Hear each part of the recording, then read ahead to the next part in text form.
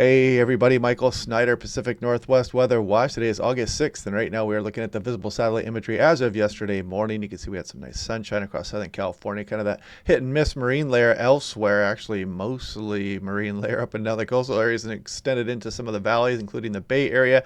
And as we go through the day yesterday, you'll see some of the cumulus clouds building up across the peninsular ranges here, Baja, up into Southern California, and we did trigger a few lightning strikes there north of the Salton Sea across the higher terrain, some of the high desert, and you can see that thunderstorm activity there move up into California, and then we continue to play through, and you can see the Park Fire, increasing its smoke production, let's call it that, yesterday, and you can see that continue all the way on in towards the sunset hours. We come back out into this morning, and you can see still producing a lot of smoke drifting across Northeast California into Nevada and Oregon here, and we're going to have the thunderstorm threat across portions of Southern California, even the Sierra Nevada here for the next couple of days as well. We'll go over that in some detail, and we'll take a look at some of the tropics down there also as we go through the video this morning. Taking a look at the California Weather Watch, we got almost 26,300 subscribers. You guys are killing it here, and thanks to everybody out there that monetarily supports the channel, and everybody comes back and watches daily. Just wanted to extend my thanks for that. So taking a look at the rainfall chances Wednesday. So we got thunderstorm potential today and tomorrow, and you can kind of see we're not expecting it really out over the coastal areas here, but again, the higher terrain, you could get some thunderstorm activity, including Palm Springs there. You can see Big Bear Lake right around 20% also. And also just a reminder that elevated fire weather conditions are out there. This is for 6th and 7th, the Sacramento National Weather Service. You guys know the drill. Don't throw your cigarette butts out the window, please. And you can see the low relative humidities and the gusty winds. So this is Las Vegas. I wanted to point this out as well, that we do have some thunderstorm chances here coming up. You can kind of see as you go on into Friday, Saturday, and Sunday for Las Vegas, but also very warm temperatures. We're hovering around 110 degrees here for the period, and actually today 114 for Las Vegas, very hot. Look at Needles 117, Furnace Creek 122 degrees. Now taking a look at the severe storm risk also across portions of Arizona, it does include Phoenix, and you can see it does include Mesa here, and southern Arizona under the gun. It does actually clip the California border and Yuma there. Also some blowing dust, gusty winds, severe wind gusts is considered 58 miles per hour or greater here, and there could be some localized flooding. And again, all storms potentially could contain deadly lightning. The best chance for these storms is 4 to 11 p.m. Mountain Standard Time. That's for today.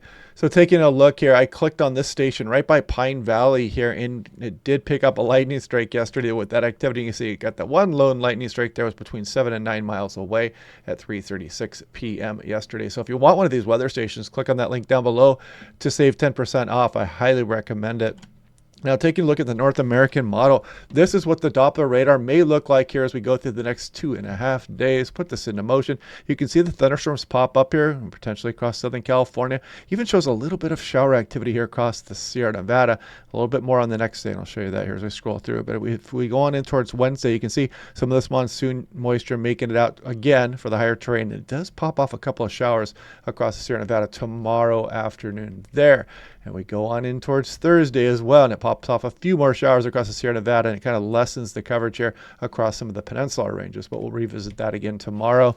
Now, taking a look here, you can see where that slight risk is here. It does include Tucson and Phoenix, and this is a wind threat there. Some blowing dust could, you could run into some of that out there, so heads up, slow down if you do encounter some of that. Now, taking a look at tomorrow, it does include those portions of Southern California, some of the desert areas, and this is for day 3. And you can see it does have the peninsular ranges just off to the east of San Diego in that thunderstorm risk. Now, we've got Amelia and Fabio out here across Pacific Ocean. They are both tropical storms, and they're not scheduled to move up to the southwest just yet, but there's some interesting interaction between these two systems. As soon as the Fujiwara, when they kind of spin around each other, you can see it in dust devils, whatnot. I see it out there when I do dust devil chasing, but yeah, I'll show you that here in a moment on the GFS, and you can see Fabio and Amelia out here. And if I put this into motion, you can kind of see how they move off to the west and then wrap around each other, then almost like combine their moisture and form into one system. But again, this should not have any impact on the southwest USA. This stays out over the open ocean. Maybe it could supply some moisture increase here to the Hawaiian Islands as we go on and through next week, but no promises on that. You can see it staying a little bit farther north. But if we take a look here, so this is 500 millibars, 18,000 feet. And again, you can see the tropical storms out here, the little Fujiwara interaction as it moves off to the west.